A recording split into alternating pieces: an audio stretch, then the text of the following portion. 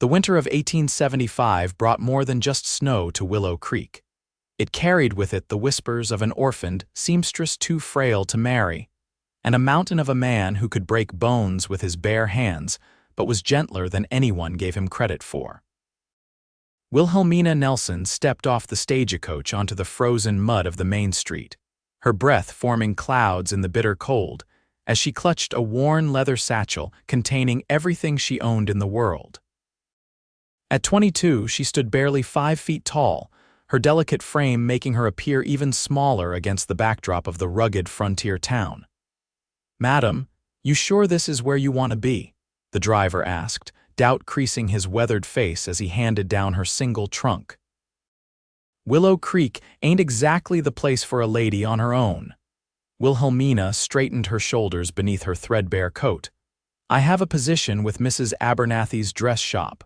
My cousin arranged it before she passed." The driver shook his head, but offered no further comment as he climbed back onto his perch. With a crack of his whip, the stagecoach lurched forward, leaving Wilhelmina alone in a town where she knew no one. The shop was easy enough to find, a modest storefront with a faded sign swinging in the winter wind. The bell above the door jingled as she entered, and a stout woman with graying hair looked up from her ledger. "Mrs. Abernathy?" Wilhelmina asked, removing her gloves. "You must be the Nelson girl." Mrs. Abernathy's eyes made a quick assessment, her expression falling slightly. "My, but you're a little thing, aren't you?" Wilhelmina had heard those words all her life. Too small, too fragile, unlikely to bear children, whispers that had followed her since girlhood. She had watched as other young women her age were courted and married, while she remained unwanted, eventually forcing her to seek employment far from her hometown after her parents' deaths. "I assure you my size does not affect my skill with a needle," she replied, trying to keep the defensiveness from her voice. Mrs. Abernathy pursed her lips. "Well, we shall see. The room in the back is yours. It's small, but it should suffice." Wilhelmina thanked her and moved toward the back of the shop, where a curtain separated a tiny room just large enough for a narrow bed and a washstand. She set down her belongings with a sigh, wondering if she had made a terrible mistake coming to this remote town. The next morning brought her first glimpse of Beau O'Malley. She was arranging fabric in the shop window when a shadow fell across the glass. Looking up, she found herself staring at the largest man she had ever seen. He stood well over 6 feet tall, with shoulders as broad as an axe handle and hands that could encompass a dinner plate. His dark hair fell past his collar, and a beard covered the lower half of his face, but it was his eyes that caught her attention, a startling blue against his sun-darkened skin. Mrs. Abernathy rushed to the door. "Mr. O'Malley, come in out of that cold. What brings you to town? You rarely leave that ranch of yours in winter." The giant of a man ducked to enter the shop, his presence filling the small space. "Need new shirts," he said, his deep voice quiet despite his size. "Old ones are worn through." Of course. This is Miss Nelson, my new seamstress. She'll take your measurements." Wilhelmina found herself staring up at the man, the top of her head barely reaching the middle of his chest. He nodded at her, seemingly uncomfortable with the attention. "Miss," he acknowledged, removing his hat to reveal more of that dark hair. She gathered her measuring tape with hands that suddenly felt clumsy. "If you'll follow me, Mr. O'Malley." He stood perfectly still as she worked, stretching on her tiptoes to measure his shoulders, having to ask him to bend down so she could reach around his neck. If the situation amused him, he gave no indication. His face remained impassive, though his eyes followed her movements. "You're new," he stated simply as she noted his measurements in a small book. "Yes, I arrived yesterday from Pennsylvania. Long way to come." "I had nowhere else to go," she admitted, then immediately regretted her honesty. He nodded as if he understood exactly what she meant. "Willow Creek's a good town, most days." After he left, promising to return in a week for his shirts, Mrs. Abernathy watched him through the window. "Strange man, Beau O'Malley. Came here 5 years ago, bought that plot of land outside town, keeps to himself mostly." Folks say he was a soldier in the war, but he never speaks of it. He seems reserved, Wilhelmina offered. That's one word for it. Others call him unfriendly, even dangerous. Got in a fight at the saloon once, nearly killed a man with one punch. But he's fair in his dealings, pays his debts, and leaves folks alone if they do the same. Over the next weeks, Wilhelmina settled into a routine. She worked from dawn until dusk, her skilled fingers creating garments that impressed even the exacting Mrs. Abernathy. The woman grudgingly admitted that what Wilhelmina lacked in stature, she made up for in talent. True to his word, Beau O'Malley returned for his shirts. He tried one on in the back room, emerging with the sleeves rolled up to reveal forearms corded with muscle. "Fits well," he said, sounding almost surprised. "Did you expect otherwise?"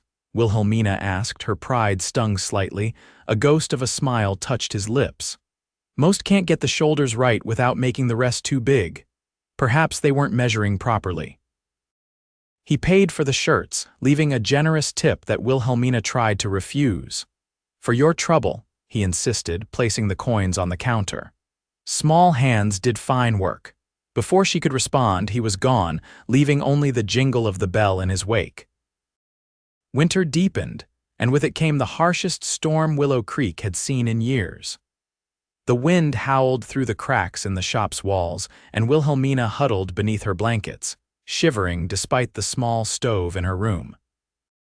Food supplies ran low throughout the town as the roads became impassable. Mrs. Abernathy grew increasingly worried, especially when her husband fell ill with a winter fever. "I don't know what we'll do if this weather doesn't break soon," she confided to Wilhelmina one evening as they took inventory of their dwindling supplies. The bell over the door rang, startling them both. Beau O'Malley stood in the doorway, snow covering his coat and hat, a large sack over his shoulder. "Brought provisions," he announced, setting the sack on the counter. "Flour, dried meat, beans should last a while." "Mr. O'Malley, you're a godsend," Mrs. Abernathy exclaimed, examining the contents. "But how did you make it through this weather, horse knows the way, checking on folks around town?" His eyes moved to Wilhelmina. "You keeping warm enough?" The question surprised her. "As well as can be expected."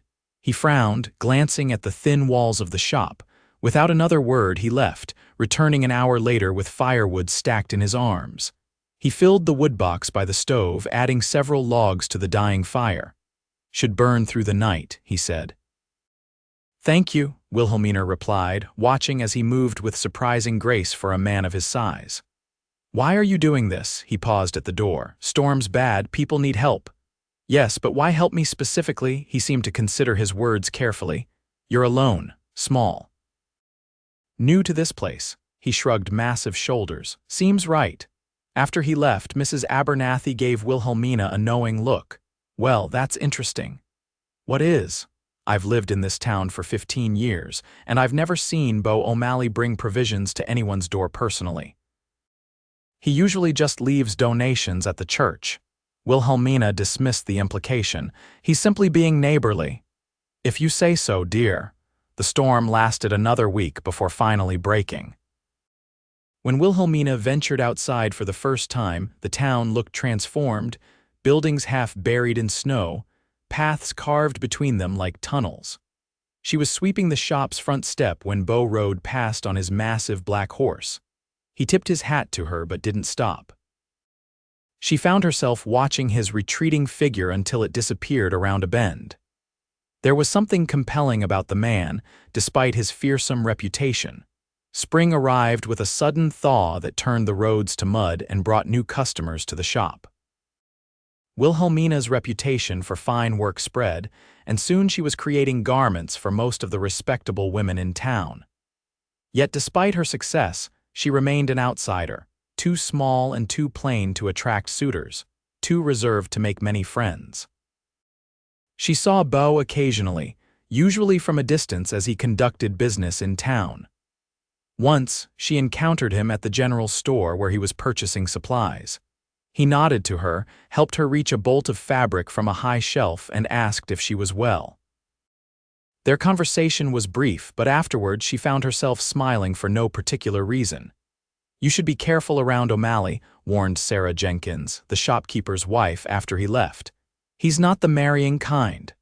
"I wasn't," Wilhelmina began, feeling her cheeks warm. "Of course not, dear. I'm just saying a respectable woman like yourself shouldn't get ideas about a man like that. They say he's got a violent past." Wilhelmina bristled. "He was nothing but gentlemanly to me." Sarah raised her eyebrows. "Well, yes, but men like that can hide their true nature." The warnings didn't stop there. As spring turned to summer, Wilhelmina noticed how people watched whenever Beau acknowledged her in town. There were whispers, concerned glances, even a direct caution from the preacher's wife about maintaining her reputation. "I barely know the man," Wilhelmina protested when Mrs. Abernathy added her own concerns. "We've exchanged perhaps a dozen sentences total. It's not what you've said, dear, it's how he looks at you. And how is that? Like a man who's been wandering in the desert and just spotted water." Wilhelmina scoffed, though her heart beat a little faster at the words. Surely people were imagining things. A man like Beau O'Malley would have no interest in someone like her, a woman too small to even be considered marriage material by most. In July, disaster struck. A fire broke out in the boarding house next to the dress shop, and within minutes, flames had spread to Mrs. Abernathy's establishment. Wilhelmina barely escaped with her life, forced to leave behind everything except the clothes on her back. She stood in the street, watching in horror as the building that had been her home and livelihood for months collapsed in flames. "Where will you go?"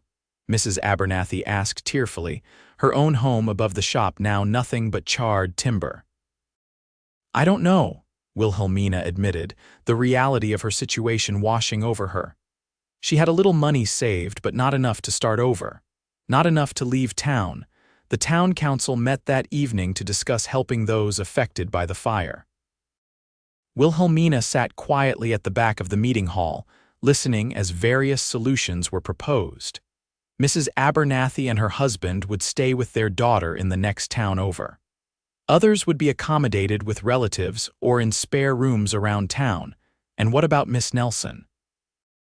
Mayor Thompson asked finally. An uncomfortable silence fell. She had no family here, no close friends willing to take her in. "The hotel has a room," someone suggested, "at $1 a night. Her savings won't last 2 weeks," another countered. "Perhaps the church, I'll build her a place." The deep voice cut through the murmurs. Beau O'Malley stood against the back wall, arms crossed over his chest, all heads turned toward him, then to Wilhelmina, whose face burned with embarrassment. "That's hardly appropriate, Mr. O'Malley," the preacher said stiffly. "Didn't say she'd stay with me," Beau clarified, his expression darkening. "Said I'd build her a place, got land enough, can have a cabin up in a week." "And what would you expect in return?" someone called out, the giant cowboy's hands clenched. "Nothing, it's the right thing." Mayor Thompson cleared his throat. "While we appreciate the offer, Mr. O'Malley, I'm not sure I accept," Wilhelmina interrupted, rising to her feet. The room fell silent again. "Mr. O'Malley has shown nothing but kindness to this town and to me personally. I trust his word that he expects nothing in return, and I find it insulting that anyone would suggest otherwise." She could hardly believe her own boldness, but the unfairness of their assumptions about Beau and by extension, about her had pushed her beyond caution. "If Miss Nelson is comfortable with the arrangement," Mayor Thompson said carefully, "then I suppose it's settled." Beau nodded once, his eyes meeting Wilhelmina's across the room. In them, she saw something that made her breath catch, gratitude and perhaps something more. Work began the very next day. Beau selected a spot on his property, close enough to town for convenience but far enough for privacy. It was a beautiful location, near a stream with a view of the mountains. Wilhelmina watched in amazement as he felled trees, stripped them of bark, and began constructing the walls of what would become her new home. "You don't have to do this," she told him on the third day, bringing him water as he worked beneath the hot summer sun. He paused, wiping sweat from his brow. "Want to?" But why? You hardly know me. He set down his axe and looked at her directly. Know enough, you're a good person, work hard, don't deserve what happened. That's true of many people. Why help me specifically? He took a long drink of water before answering. First time I saw you in that shop measuring me for shirts, you weren't afraid. Most people are. Afraid of you. Why would I be? Look at me, he said simply, gesturing to his imposing frame. Been this size since I was 16. People see a threat. Wilhelmina studied him, taking in the massive shoulders, the strong hands, the face partly hidden by his beard. I see a man who's been judged unfairly based on his appearance, she said softly. Perhaps we have that in common. Something flickered in his eyes, surprise, followed by understanding. Your size, he stated. She nodded. Too small to be a proper wife, I've been told. Too fragile to bear children, I've heard it all my life. People talk too much, he growled. Know nothing. She smiled at his indignation on her behalf.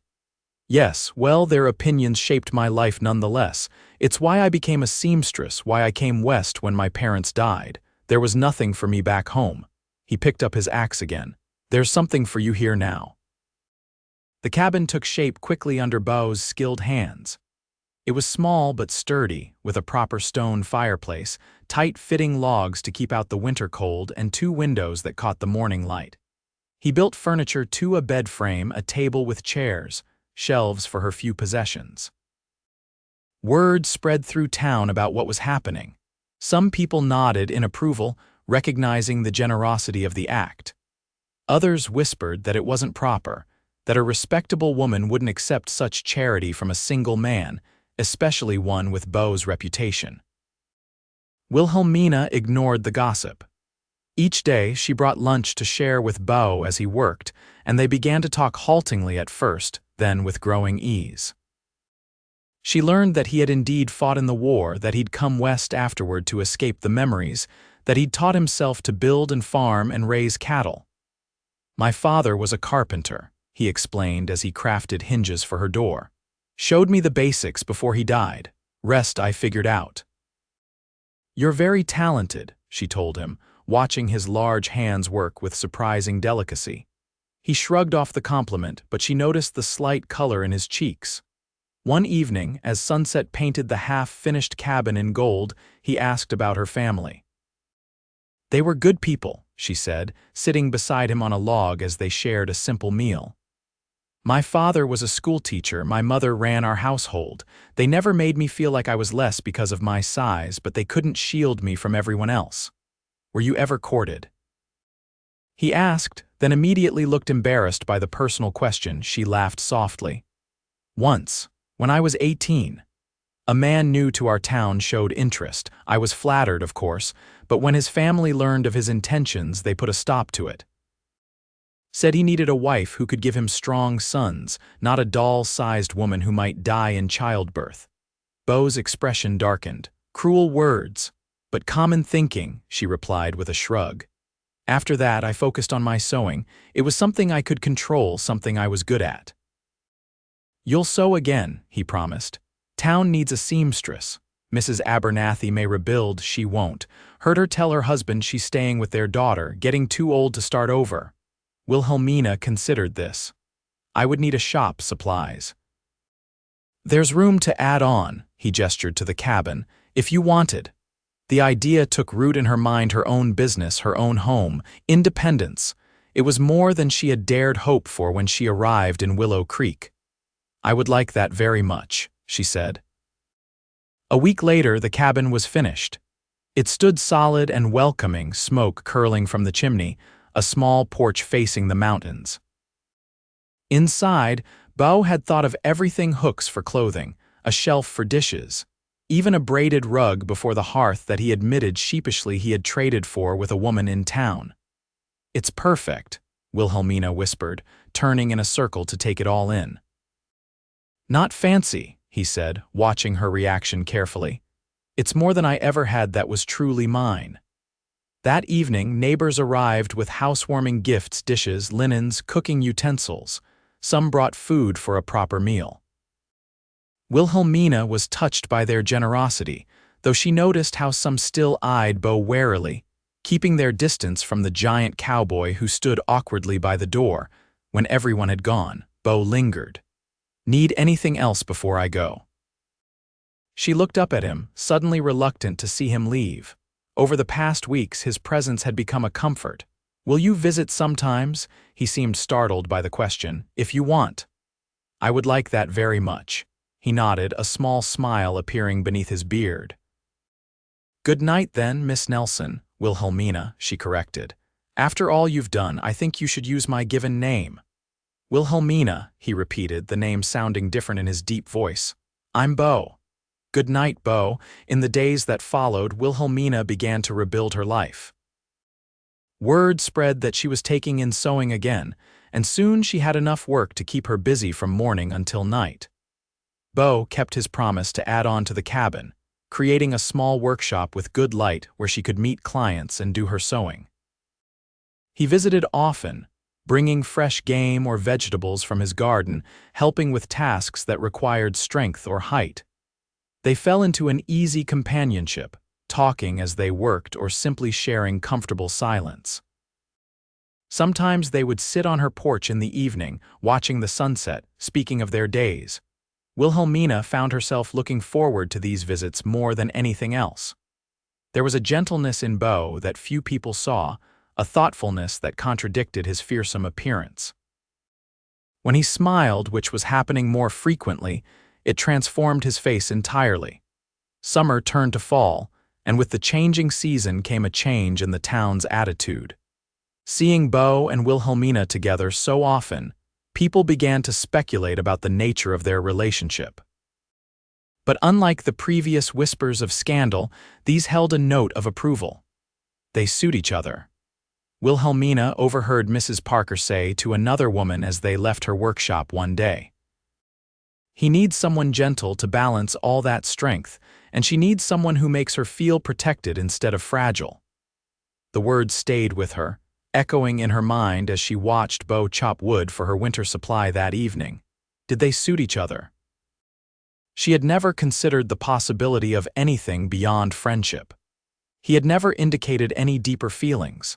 And yet, there was something in the way he looked at her sometimes, something in how his hand would linger when their fingers brushed accidentally, that made her wonder. "Penny for your thoughts," he said, setting down the axe and coming to sit beside her on the porch steps.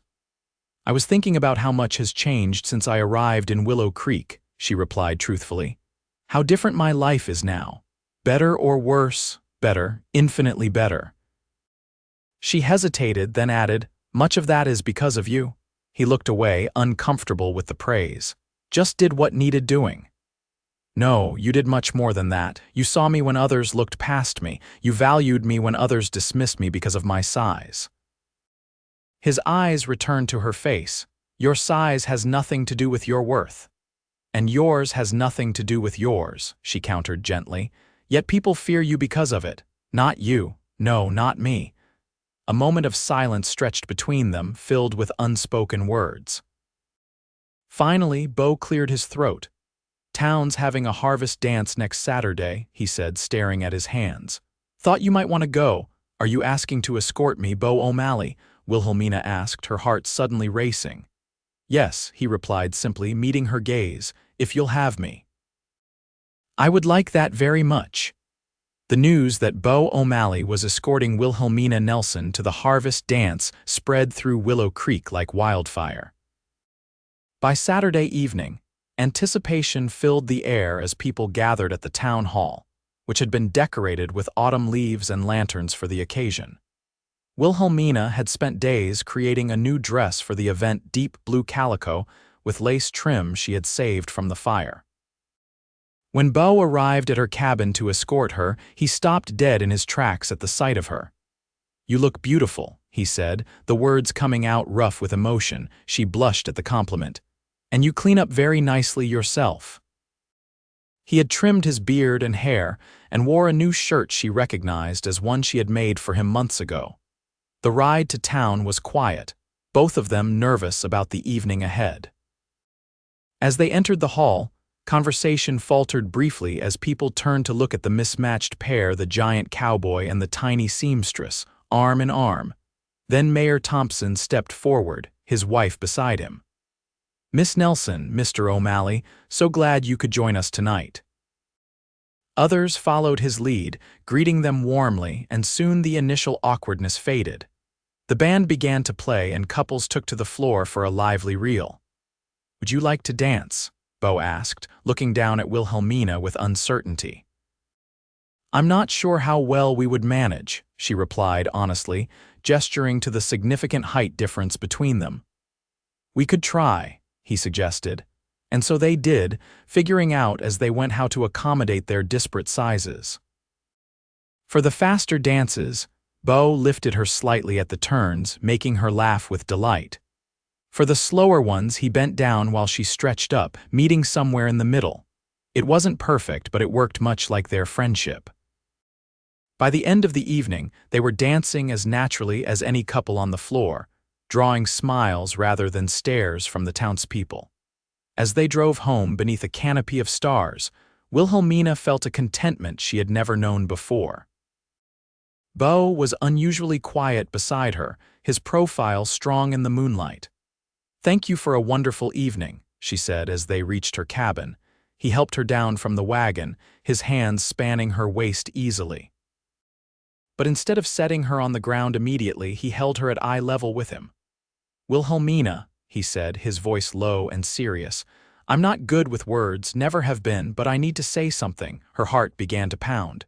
"Yes, these past months, knowing you, being near you. It's changed me, changed how I see myself, how I see the future." He took a deep breath. "I've grown to care for you, more than care, but I wouldn't ask. I know I'm not what most women want." "Beau," she interrupted gently, placing her small hands on his broad shoulders. "You are exactly what I want." His eyes widened. "You mean that?" In answer, she leaned forward and pressed her lips to his. The kiss was brief but unmistakable in its meaning. When she pulled back, he was looking at her with wonder. "I love you, Wilhelmina Nelson," he said, the words coming easier now. "Have since the day you stood on your tiptoes to measure my shoulders and didn't flinch when I looked at you." "And I love you, Beau O'Malley," she replied. "Have since the day you brought firewood in a blizzard because you were worried I might be cold." He set her gently on her porch, then knelt before her so they were nearly the same height. "People will talk, say we're ill-matched. Let them talk, we know better." "We do," he agreed, taking her small hand in his large one. "Wilhelmina, would you do me the honor of becoming my wife? I can't offer much beyond this land and these hands, but everything I have is yours." "Yes," she whispered, tears of joy filling her eyes. "1,000 times yes." They were married a month later in the small church in Willow Creek. The entire town attended, any previous reservations about the match forgotten in the face of their obvious devotion to each other. Wilhelmina wore a dress of ivory silk that she had crafted herself, and Beau stood tall and proud in a new suit, looking every inch the respectable rancher he had become. After the ceremony, they returned to the cabin he had built for her, now expanded with his own quarters added on and joined to hers, making a proper home for them both. On the porch stood a pair of rocking chairs, one large, one small, positioned side by side to watch the sunset together. "Welcome home, Mrs. O'Malley," Beau said as he carried her over the threshold. "It's been home since the day you built it," she replied, her arms around his neck. "You've been home." That night, as they lay together in the darkness, his massive frame curled protectively around her small one, Wilhelmina reflected on the journey that had brought her to this moment. She had come to Willow Creek alone, unwanted, deemed too small to matter. She had found a man deemed too large to be gentle. Together they had proven everyone wrong. "What are you thinking?" Beau murmured, his breath warm against her hair. "That sometimes the things that make us different are exactly what draw us together," she replied, nestling closer to him. "That sometimes the person everyone else overlooks is the only one who truly sees you." He pressed a kiss to her temple. "I see you, Wilhelmina O'Malley, always will, and I see you, my love, always will." Outside, snow began to fall, the first of the season, covering the land in a blanket of white. But inside their cabin, built by his hands for her heart, they were warm, they were whole, and they were finally perfectly home.